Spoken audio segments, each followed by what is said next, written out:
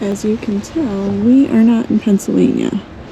We are in Texas.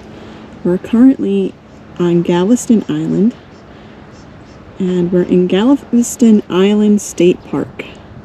And that was a huge flock of pelicans that just flew over.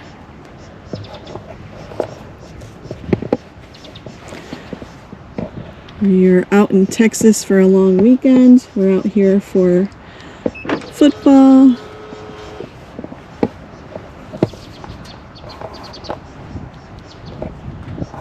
But as we usually travel for football, usually I have a day to explore and then we have a day for football.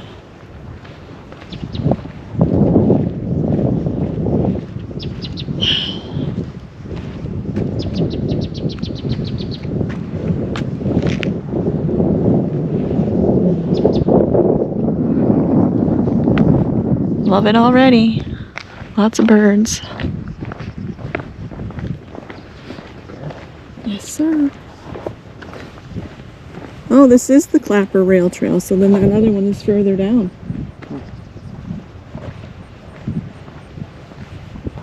Oh, look at him. Should have brought my binoculars.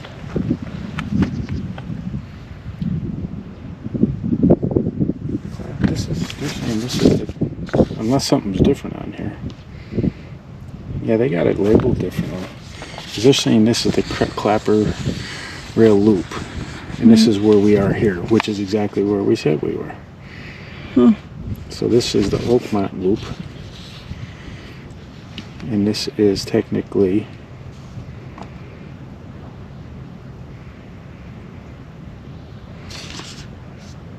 yeah, they got that things labeled differently. Because this is what we said it was. That's the parking. And you go here. And then you could get over to there. Huh. Hi everyone. I like to share information, especially something that I feel is confusing or will be helpful.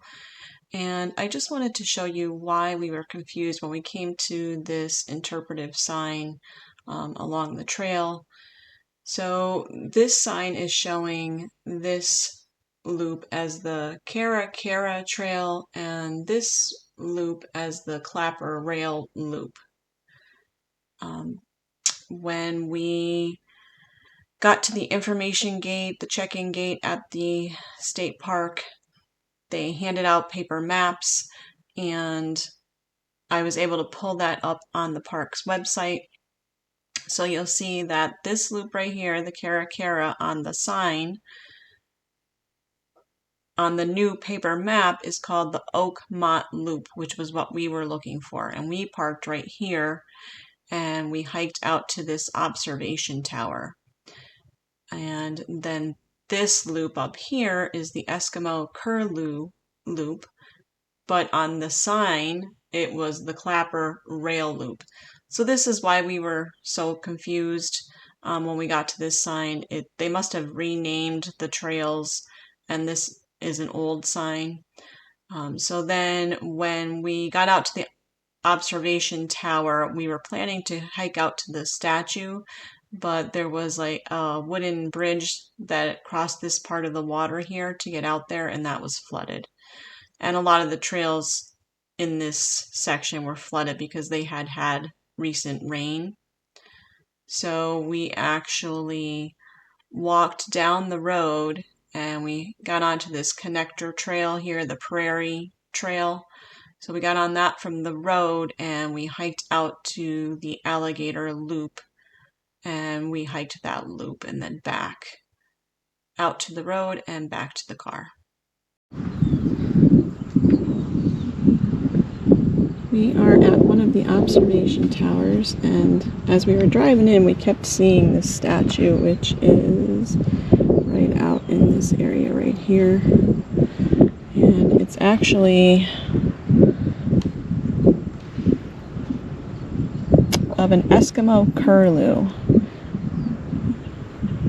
And it was created by artist Todd McGrain It is part of a series of sculptures the artist is creating of North American birds driven to extinction.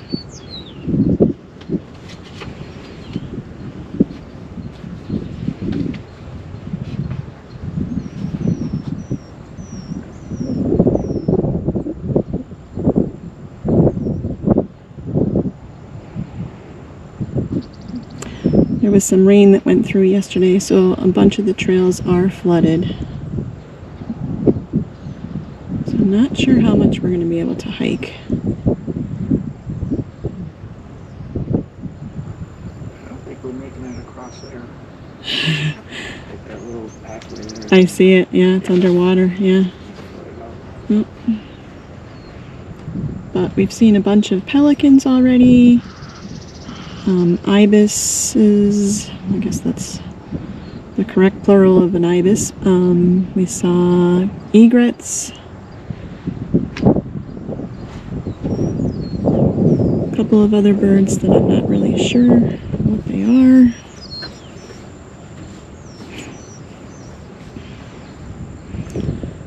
Didn't bring my binoculars.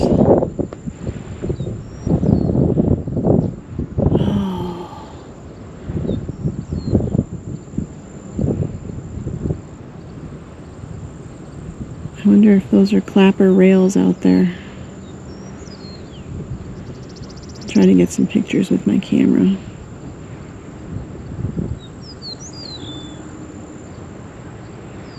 I'm going to pull out the Merlin app too and see what it picks up. Galveston Island State Park is in the city of Galveston on the west end of Galveston Island. The state acquired the 2,013-acre site in 1969 from private owners under the State Parks Bond Program. It opened in 1975. The park protects both natural and cultural resources, but also provides access for recreation on the beach, prairie, and bay. Dynamic beach, bay, and freshwater habitats mix and meet at Galveston Island State Park. Galveston Island is 5,000 years old and has had an interesting human history for at least 1,300 years. Today, the island is considered a relaxing paradise, but past and present islanders struggled with intense storms, constant wind and waves, and finding resources for life on this barrier island. At Galveston Island State Park, you can enjoy activities like fishing, swimming, bird watching, and hiking. The park also offers opportunities for camping, kayaking, picnicking, and nature study. You can ride bikes on dedicated lanes, visit the nature center, and go geocaching.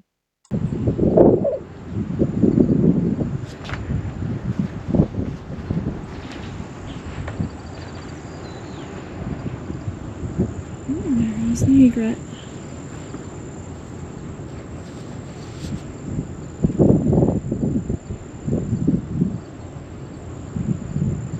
There's another one straight out here.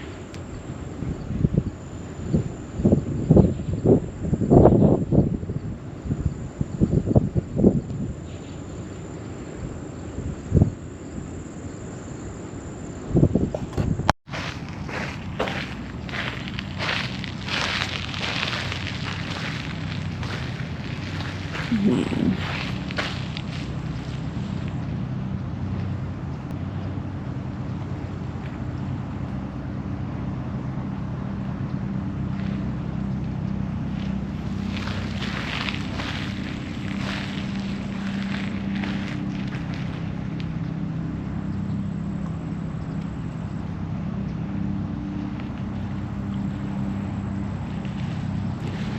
Lots of birdies fishing from this area here. It's beautiful. Freedom. Look at that. Freedom. Beautiful. Got the freedom.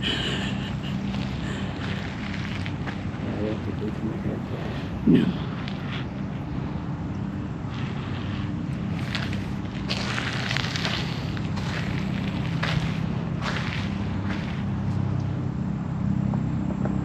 There's the statue to the left up there. So many birds. There's a lot of things out in that water too, surfacing. So there are alligators here.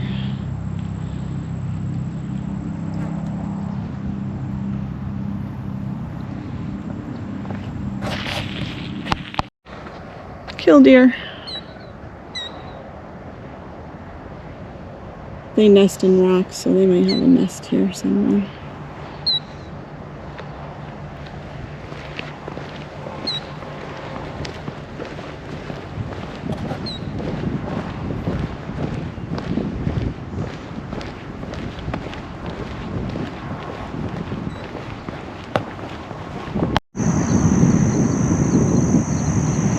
Okay, across the way, I believe we've sighted a roseate spoonbill.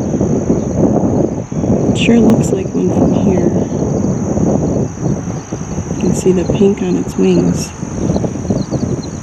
I've wanted to see one for so long. We went to St. Augustine a couple of years ago.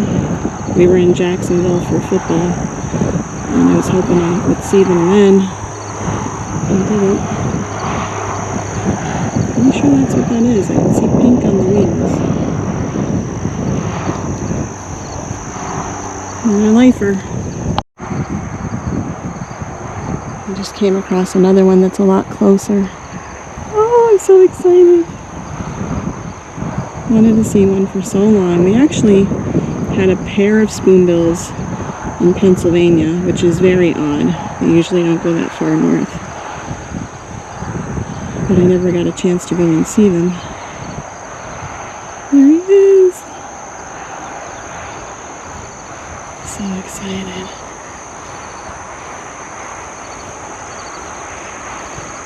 And the other one is all the way over there. So it is a pair.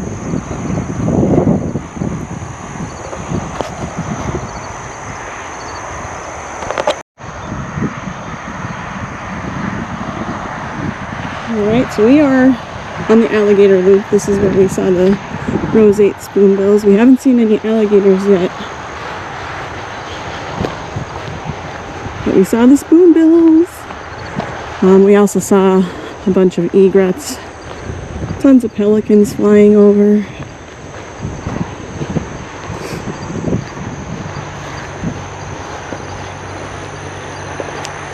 I would say if you plan to do this trail to wear bug spray.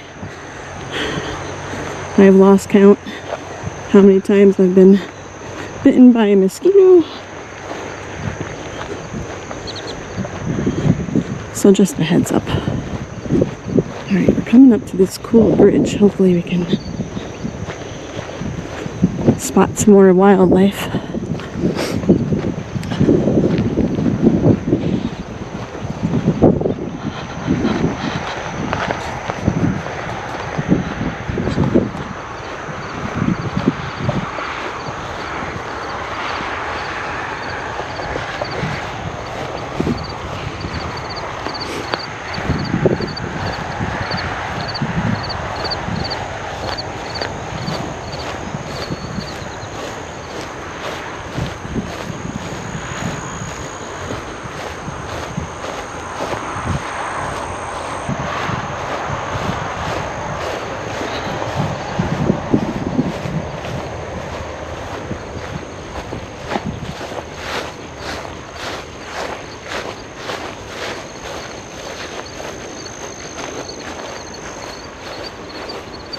Oh, we're gonna get really close to the spoonbill. Wow.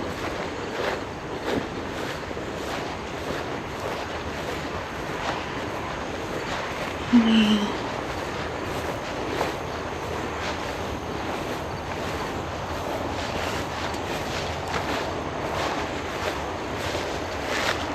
There it is. Getting nailed by mosquitoes right now. Yeah, there's the pair. And I believe those are Virginia rails out there too.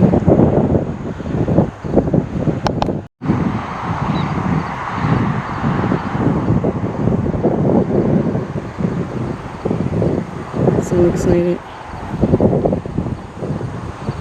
Wanted to see them for so long. There they are.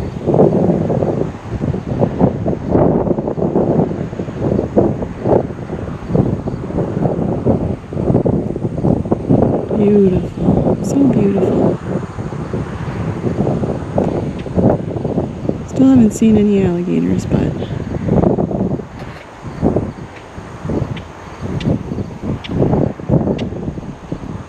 this is worth it.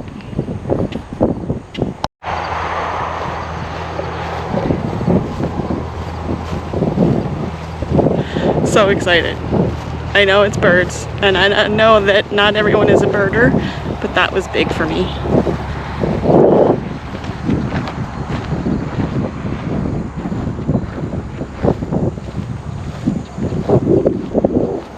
Alright, so I guess you don't actually walk over the bridge.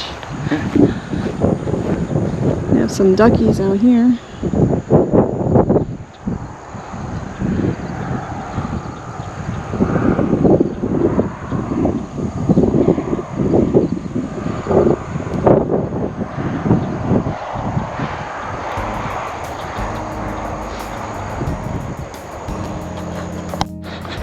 Alright, I can see the road up ahead. We probably hiked, what did you say, a mile to that alligator loop? Probably. It's a mile around the loop. I know it's a mile around the alligator loop. And it's around a half mile from the road to get to the loop. And then a half mile back. I think that was a meadowlark flying.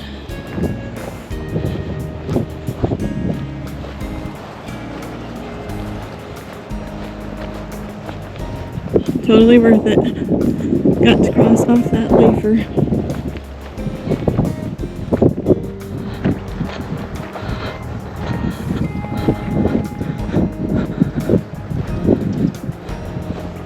Totally easy flat hike. It's just dealing with the mosquitoes. That made it a little rough.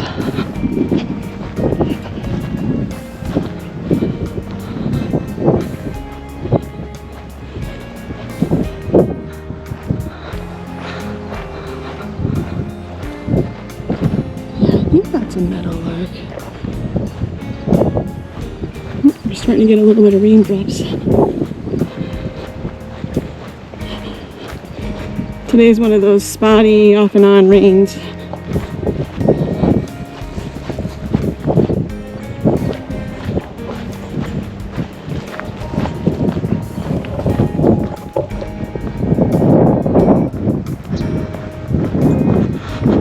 Alright, so road walk back to the car. I'm not sure if we're gonna stop anywhere else in the park. We might head to downtown Galveston. Check that out a bit before we start heading back towards Houston. I don't know if I had said it, but Galveston is 50 miles southeast of Houston.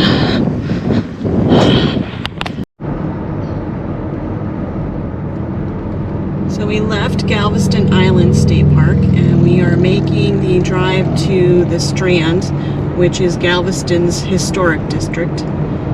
But we're driving along the seawall. The Great Storm struck Galveston on September 8, 1900. Historians estimate between 10,000 and 12,000 people lost their lives. At least 6,000 of these deaths were on Galveston Island. It is the deadliest storm in U.S. history. The storm struck Galveston with 120-mile-per-hour winds, but most of the deaths were caused by saltwater drowning as a 16-foot storm surge washed over the city. Galvestonians were unaware of the impending storm because residents of the era did not have much warning of such storms. As advances in forecasts came in the following decades from the development of wireless communications from ships at sea, weather radar, and eventually weather satellites. Construction of the Galveston seawall began in September 1902, and the initial segment was completed in July 1904. From 1904 to 1963, the seawall was extended from 3.3 miles to over 10 miles. It is approximately 17 feet high and 16 feet thick at its base. In addition to the seawall, the elevation of the island was raised. We are coming up to the pleasure pier. It features family-friendly attractions including rides, midway games, a wide selection of food venues, and retail shops. In a quarter mile, turn left onto 33rd Street.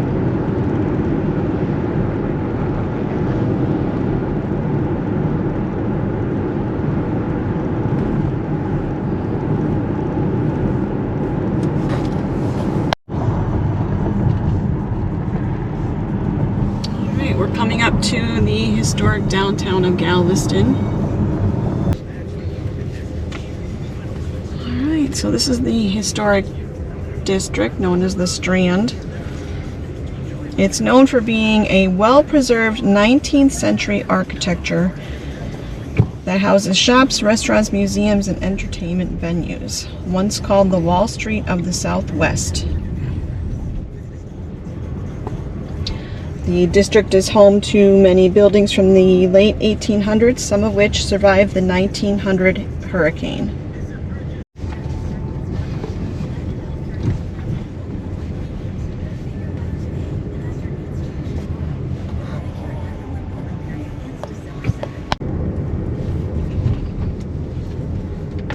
Alright, so pretty excited. We're big fans of the show Restoring Galveston.